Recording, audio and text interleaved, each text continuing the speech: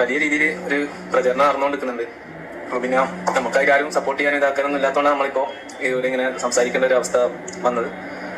അപ്പോൾ ഇതിനകത്തൊരു ആള് ഒരു ഓഡിയോ ഇട്ടതിന്റെ പേരിലാണ് ഇത്രയും ആൾക്കാർ അത് ഏറ്റുപിടിച്ചിട്ട് ഇങ്ങനെ വ്ളോഗ് ചെയ്യുന്നതും കാര്യങ്ങളും ചെയ്യുന്നത്. ആരും ഇതുവരെ എന്താണ് സത്യാവസ്ഥ എന്നുള്ളത് ആരും ഇതുവരെ അന്വേഷിച്ചിട്ടില്ല, ഇതാക്കിയിട്ടില്ല. അപ്പോൾ എന്താണെന്നുള്ളത് നമ്മൾ തന്നെ തുറന്നു പറയാന്നുള്ള ഇതിലാണ് നമ്മളിപ്പോൾ ഇവിടെ ഇങ്ങനെ വീഡിയോ ചെയ്യുന്നത്. ഇതിനകത്ത് പറയുന്നത് സത്യം തന്നെയാണ്. കുറച്ച് കാര്യങ്ങൾ അങ്ങനെ ക്ലിനിക്കിലെ ലാബിൽ നിന്ന് പരിചയപ്പെട്ടാണ്, അങ്ങനെ സ്നേഹത്തിലായതാണ്. നമ്മൾ അതിനെ തുടർന്നിട്ട് സ്നേഹത്തിനായിട്ട് നമ്മൾ എന്തായാലും ഒന്നിക്കാന്നുള്ള ഇതിലാണ് നമ്മൾ കല്യാണം നേരി മുന്നോട്ടേക്ക് പോയത്. അതും ഇങ്ങനെയൊന്നും ഇതാക്കിയിട്ട് ഒരു വീട്ടുകാർ ഇതാക്കിയിട്ട് സങ്കടപ്പെട്ട് ചെയ്യാൻ വെച്ചിട്ടൊന്നും ഇതാക്കിയതല്ല. രണ്ട് വീട്ടിലും പോയിട്ട് പെരുന്നാളിന് ശേഷം രണ്ട് വീട്ടിലും പോയിട്ട് സംസാരിച്ചിട്ട് ഇതാക്കിയിട്ടെല്ലാം ചെയ്യാന്നുള്ള രീതിയിൽ തന്നെയാണ്. അതിലിടക്കാണ് ഇവിടെ വീട്ടിലൊരു ഇഷ്യൂ ആയതിനെ തുടർന്നാണ് പെട്ടെന്ന് അങ്ങനെ ഇറങ്ങി വരേണ്ടി വന്നതും എല്ലാം പെട്ടെന്നായിരുന്നു. അതാണ് ഒന്നും പ്ലാൻ ചെയ്തിട്ടൊന്നല്ല. അങ്ങനെ ഇപ്പം കഴിഞ്ഞ ഫെബ്രുവരി 27 എൻ്റെ ഒപ്പം വരുന്നത്. നമ്മൾ എന്നിട്ട് വേറെ എവിടെയും പോയില്ല, നേരെ വളവാട്ടണം സ്റ്റേഷനിൽ പോയി അവിടെ SI-നെ കണ്ട് സംസാരിച്ചപ്പം പറഞ്ഞു, നമ്മൾ എങ്ങനെയാ വെച്ചാൽ വേഗം കല്യാണം കഴിക്കാവുന്നത് എങ്ങനെയാ വെച്ചാൽ നോക്ക്, എന്നിട്ട് നേരെ സ്റ്റേഷനിലേക്ക് വന്നാൽ മതി, അവിടുന്ന് വീട്ടുകാരെ വിളിച്ച് സംസാരിക്കാന്ന് പറഞ്ഞു. നമ്മളങ്ങനെ ഇപ്പൊ ഇന്റർകാസ്റ്റ് ആയിട്ട് തന്നെ കഴിക്കണം എന്നുള്ളത് നമ്മൾ കുറെ അന്വേഷിച്ച് എവിടെ നിന്നാണ് കാസ്റ്റ് മാറാണ്ട് ഇങ്ങനെ കഴിക്കാൻ പറ്റുമോ എന്നുള്ള കാര്യങ്ങളോ. അപ്പൊ അങ്ങനെ ഒരു ഫ്രണ്ട് പറഞ്ഞതിൽ നമ്മൾ കോഴിക്കോട് ആര്യ സമാജത്തിലെത്തി. അപ്പൊ അവിടെ പോയി അന്വേഷിച്ചപ്പോ നടത്തിയിട്ട് അന്വേഷിച്ചപ്പോന്ന് പറഞ്ഞത് അവിടെ ഇപ്പോൾ കാസ്റ്റ് മാറിയാലേ കൈവേഗം മാരേജ് ചെയ്ത് കൊടുക്കും. നമ്മളെ സംബന്ധിച്ച് നമുക്ക് സർട്ടിഫിക്കറ്റ് വേണ്ടോണ്ട് അങ്ങനെ ഇതാക്കിയേ പറ്റും. അങ്ങനെ ഇത് അവിടെ എത്തിയപ്പോൾ അത് നടക്കൂല എന്നുള്ളതിൽ അവിടെ നിന്നുള്ള ഒരു ചങ്ങായിമാരെ വിളിച്ചിട്ട് നമ്മൾ അന്വേഷിച്ചിട്ടാണ് ഇങ്ങനെ അവിടെ ഒരു കോഴിക്കോട് പാളയ റോഡിൽ ഒരു വൈരാഗി മഠം എന്നൊരു മഠം ഇതേ കുറിച്ച് അറിഞ്ഞത്. അങ്ങനെ അന്വേഷിച്ച് നോക്കിയപ്പോൾ അവിടെ ആകുമ്പോൾ കാസ്റ്റ് മാറണ്ട, രണ്ടാൾ കാസ്റ്റ് തന്നെ കഴിക്കാം. അവിടെ ഇങ്ങനെ ഏത് കാസ്റ്റുള്ളവർക്കാരും ആയിരിക്കാലും പ്രവേശനമുള്ളൊരു മഠ, നമ്പരല്ല. അപ്പൊ അത് കുറെ ആൾക്കാർ വ്യാജ ഇതിൽ പ്രചരിപ്പിക്കുന്നുണ്ട്. ഇങ്ങനെ അമ്പലത്തിൽ പോയിട്ട് ഇതാക്കുന്നത്. നമ്മളെ നാട്ടിലെ മൊത്തപ്പന്റെ എല്ലാം മഠം പോലെ ഏത് ജാതിക്കാർക്കും മടക്കാർക്കും വരാനും ഇതാക്കാനും പറ്റുന്ന ഒരു മഠാണത്. ചടങ്ങുണ്ടാവുന്നൊന്നും വിചാരിച്ചിട്ടില്ല. നമുക്കറിയില്ല, ഇങ്ങനെയുള്ള ചടങ്ങുകൾ നമ്മൾ പ്രതീക്ഷിച്ചില്ല. നമ്മളെ സംബന്ധിച്ചിട്ട് അതൊന്ന് രജിസ്റ്റർ ചെയ്ത് കഴിഞ്ഞാൽ നിയമപരമായിട്ടുള്ള ഒരു ഇതിന് വേണ്ടിയിട്ട് അപ്പോൾ അല്ലെങ്കിൽ 45 ദിവസവും മറ്റോ ഇത് നോട്ടീസ് ബോർഡിൽ ഇടണം. അങ്ങനെയുള്ള ഒരു വിഷയം ഉള്ളതുകൊണ്ട് വേറെ രജിസ്റ്റർ ചെയ്തെന്ന് വന്നു കഴിഞ്ഞാൽ പോലീസ് സ്റ്റേഷൻ തീരുമാനം ആക്കി തരാനുള്ള രീതിയിൽ നമ്മളങ്ങനെ നടത്തിയത്. പിന്നെ നടത്തിയിട്ട് നിങ്ങളെല്ലാവരും ആ ഒരു രീതിയിലുള്ള ഫോട്ടോ കണ്ടിട്ടുണ്ടാവും. പക്ഷേ എങ്കിൽ അതിനകത്ത് നിൽക്കാതെന്നുള്ള ലെവലിലും അവിടെ അമ്പലത്തിൽ നിന്ന് കൈപിടിച്ച് തന്നിട്ടുണ്ടായിരുന്നു. നമ്മൾ ഹിന്ദു ആചാരപ്രകാരം നടത്തുന്നുണ്ടായിരുന്നു. അപ്പൊ അത് കുറെ ആൾക്ക് അറിയില്ല. നമുക്കെല്ലാം അറിയുന്നവർക്കൊക്കെ ആ മഠത്തിനെ കുറിച്ച് അന്വേഷിച്ച് അറിയാം. അവിടെ എല്ലാവർക്കും പ്രവേശനമുള്ള സ്ഥലമാണ്. അല്ലാണ്ട് ഇവിടെ ഞാൻ കാസ്റ്റ് മാറ്റാൻ നിന്നിട്ട് ഞാൻ കൊണ്ട് മാറാൻ നിന്നിട്ട് നമ്മളെണ്ടാളും അന്ന് വിശ്വസിക്കുന്ന മതത്തിൽ തന്നെയാണ് നമ്മളെണ്ടാളുള്ളത്. പിന്നെ അവിടുന്ന് കോർപ്പറേഷൻ തന്നെ, കോഴിക്കോട് കോർപ്പറേഷൻ തന്നെ 1-ാം തീയതിയാണ് കല്യാണം കഴിക്കുന്നത്. 1-ാം തീയതി കഴിച്ചിട്ട് അവിടെ നിന്നുള്ള കോർപ്പറേഷൻ തന്നെ നമ്മൾ ഈ മഠത്തിലുള്ള സർട്ടിഫിക്കറ്റ് കൊണ്ടുപോയി അന്ന് തന്നെ രജിസ്റ്റർ ചെയ്ത് നമുക്ക് 5-ാം തീയതി കിട്ടീന്. ഇത് മാരേജ് സർട്ടിഫിക്കറ്റ് 5-ാം തീയതി കിട്ടീന്. അപ്പോൾ അന്ന് തന്നെ നമ്മൾ രാത്രി വളവാട്ടം സ്റ്റേഷനിൽ എത്തി 1-ാം തീയതി. അങ്ങനെ അവിടുന്ന് നമ്മളെ വീട്ടുകാരെ വിളിച്ച് എല്ലാവരും വന്ന് കാര്യങ്ങൾ സംസാരിച്ച് ആരും ഒന്നും മോശമായിട്ടൊന്നും ഉള്ള രീതിയിലൊന്നും സംസാരിച്ചിട്ടുണ്ടായില്ല. എല്ലാവരും കൂടെ വന്ന എല്ലാവർക്കും എന്നോട് നല്ല രീതിയിൽ തന്നെ സംസാരിച്ചിട്ടുണ്ടായിരുന്നു. എല്ലാവരും നല്ല രീതിയിൽ ആ സമയം തന്നെ ഞാൻ വീട്ടിൽ പറഞ്ഞത് എനിക്ക് താല്പര്യമില്ല. പിന്നെ അവരൊന്നും കേൾക്കുന്നുണ്ടായിട്ടില്ല. കുറെ പ്രശ്നമെല്ലാം ഉണ്ടായിന്. എനിക്ക് ലാസ്റ്റ് കഴിഞ്ഞ 20 ഇറങ്ങുന്നതിന്റെ തലേന്ന് പറഞ്ഞ്. അപ്പൊ ആദ്യം തന്നെ ഇതിനു വേണ്ടിട്ട് ഇത് എന്തായാലും വിളിച്ചേ പറ്റും, മെസ്സേജ് പറ്റും, എന്തായാലും നോക്കിയേ പറ്റുള്ള ഒരു ഇത് കൊണ്ടാണ് ഞാൻ പിന്നെ ഒന്നും നോക്കാണ്ട് വേറെ വഴിയില്ലാത്തതുകൊണ്ടാണ് ഇങ്ങനെ ഇറങ്ങി വന്നത്. അസ്സലാമു അലൈക്കും വറഹ്മത്തുള്ളാഹി വബറകാതുഹു. ഏവർക്കും എൻ്റെ വ്ളോഗിലേക്ക് ഹൃദ്യമായ സ്വാഗതം. ആദ്യമായി വീഡിയോ കാണുന്നവർ തുടർന്നും വീഡിയോ ലഭിക്കാൻ സബ്സ്ക്രൈബ് ചെയ്ത് ബെൽ ബട്ടൺ അമർത്തുക. വീഡിയോ ഇഷ്ടമായാൽ ലൈക്കും ഷെയറും കമൻറ്റും ചെയ്യുക.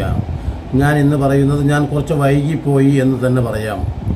എന്ന് പറഞ്ഞാൽ കണ്ണൂരിൽ സംഭവിച്ച ഒരു സംഭവം, അഥവാ ഒരു ക്ലിനിക്കിൽ ജോലിക്ക് പോയിരുന്ന ഒരു പെൺകുട്ടി, ആ പെൺകുട്ടിയെ കൊണ്ടുപോകുന്നതും കൊണ്ടാക്കി കൊടുക്കുന്നതും യഥാർത്ഥത്തിൽ ആ ക്ലിനിക്കിലെ ഷേണായി ക്ലിനിക്ക് എന്ന് പറയുന്ന ക്ലിനിക്കിലെ ആ ഡ്രൈവറാണ്.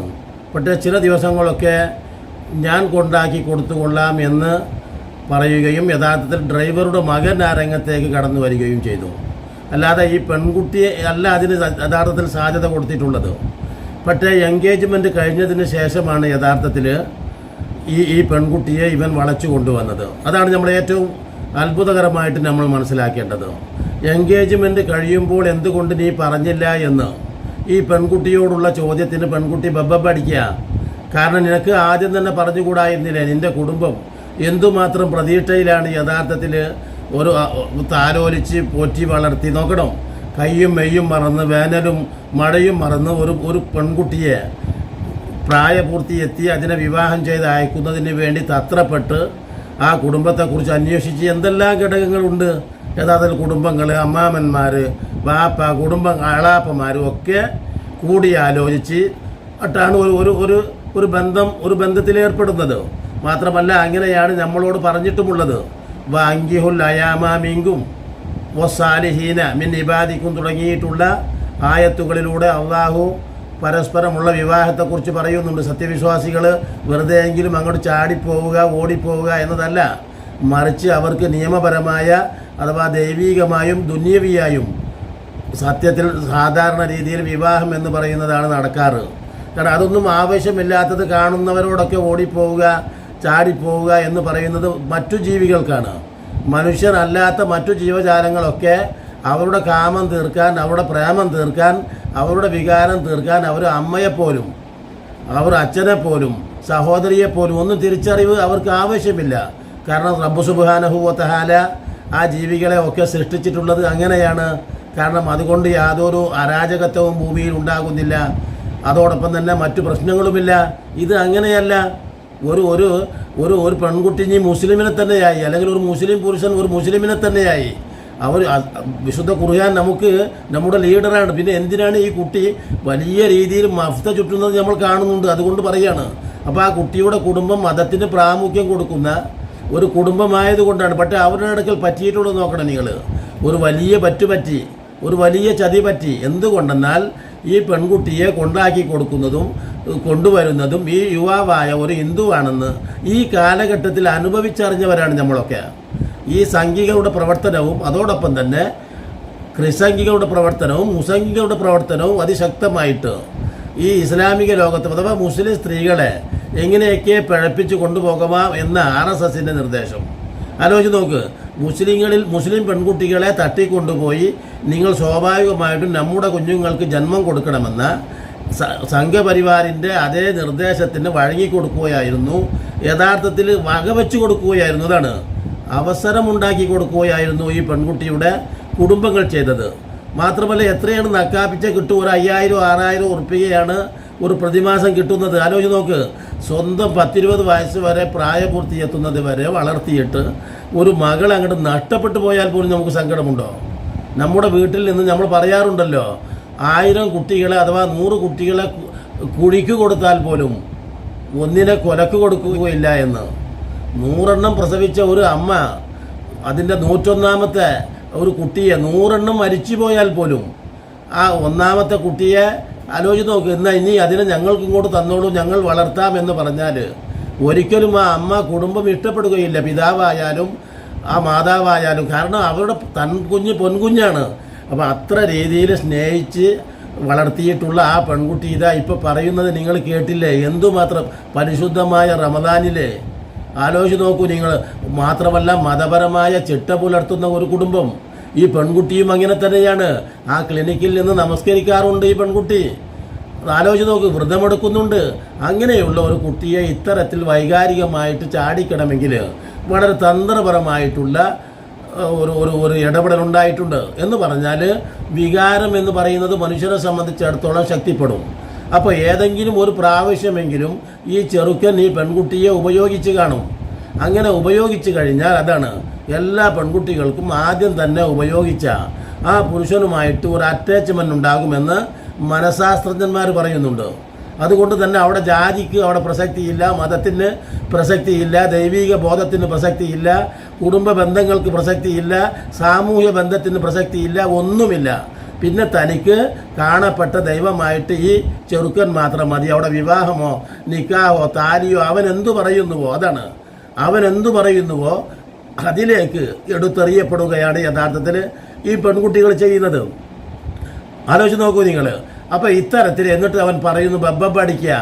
എന്താ പറയുന്നത്? ചാനലിനൊക്കെ കൊടുത്ത വാക്കുകളിൽ ഞങ്ങൾക്കെതിരെ യൂട്യൂബ് ചെയ്തിട്ടുള്ളവർ കുടുങ്ങും, ഞങ്ങൾ കേസ് കൊടുക്കും. എടോ എന്ത് കേസാടോ നിങ്ങൾ കൊടുത്താൽ? എന്താണ് നീ കൊടുക്കുന്നത്? 10-20 വയസ്സ് വരെ പോറ്റി വളർത്തിയിട്ട് ഒരു സമുദായത്തെ മുറിവേൽപ്പിച്ച് ഒരു കുടുംബത്തെ മുറിവേൽപ്പിച്ച് ഇതൊന്നും തെറ്റല്ലേ നീ ചെയ്തത്? ആലോചിച്ച് നോക്കും. ഒരു പെൺകുട്ടിയെ ഇന്റർകാസ്റ്റ് മാരേജ് എന്ന് പറഞ്ഞാൽ മിശ്ര വിവാഹം എന്ന് നീ പറയുന്നു.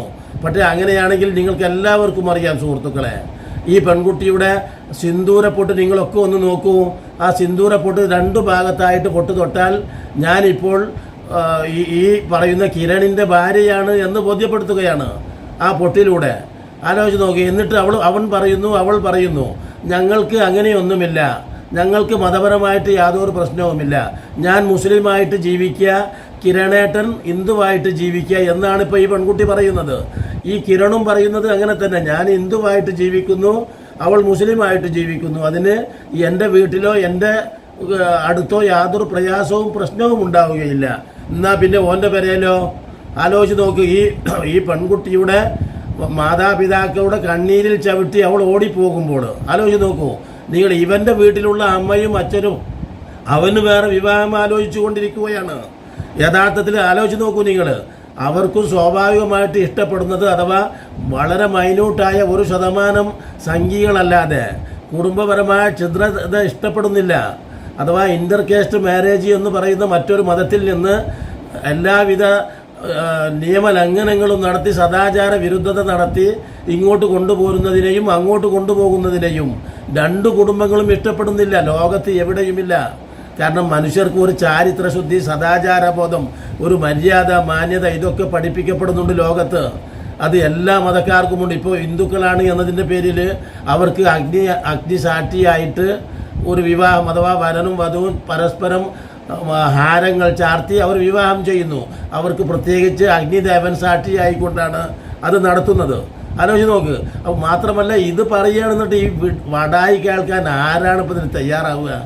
ഞങ്ങൾക്ക് രജിസ്റ്റർ മാരേജ് എന്തേ ഇവർക്ക് ആയിക്കൂടെ എന്ന് ചോദിച്ചപ്പോൾ ഇവളീ പറയുന്നതൊന്നും അല്ല ശരി, അവൻ പറയുന്നത് പച്ചക്കള്ളമാണ്.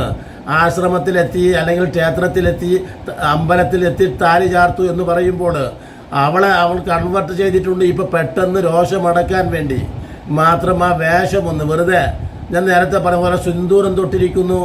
എങ്ങനെ കേവലം അവിവാഹിതയായ സ്ത്രീകളും സിന്ദൂരം തൊടാറുണ്ട്, ഹിന്ദുക്കളെ തൊടാറുള്ളൂ, മുസ്ലിങ്ങളും ക്രിസ്ത്യാനികൾ തൊടാറുണ്ട് തോന്നുന്നു.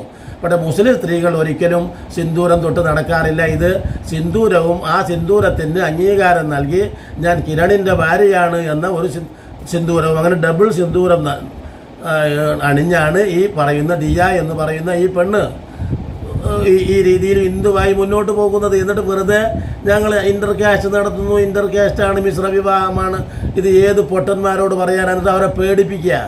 യൂട്യൂബർമാർ യാതൊരു അന്യായവും ചെയ്തിട്ടില്ല. യൂട്യൂബർമാർ ഈ കാര്യത്തിൻ്റെ പരമാവധി സത്യങ്ങളെ ചികഞ്ഞെടുത്ത് സമൂഹത്തിന് മുമ്പിൽ എത്തിച്ചു കൊടുക്കുന്നത് എന്തിനാണ് എന്ന് ചോദിച്ചാൽ സ്വന്തം പെൺകുട്ടികളെ ഓരോരുത്തരും ശ്രദ്ധിക്കണം. അത് ഹിന്ദു പെൺകുട്ടിയെ ഒരു മുസ്ലിം തട്ടിക്കൊണ്ടു പോവുകയാണെങ്കിലും നമുക്ക് അത് യോജിക്കാൻ കഴിയില്ല.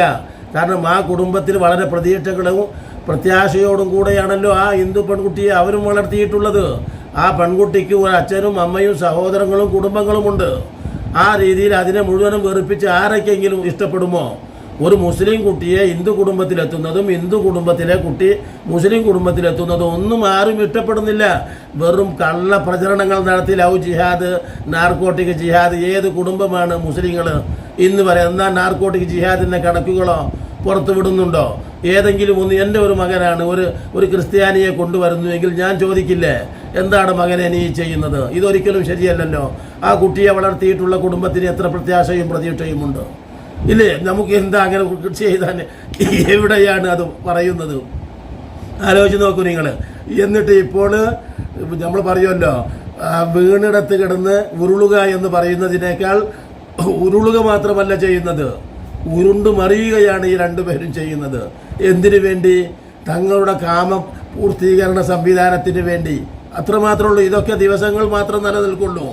നമ്മൾ കാണുന്നുണ്ട് ഇതുവരെ അനുഭവിച്ചത് മുഴുവനും.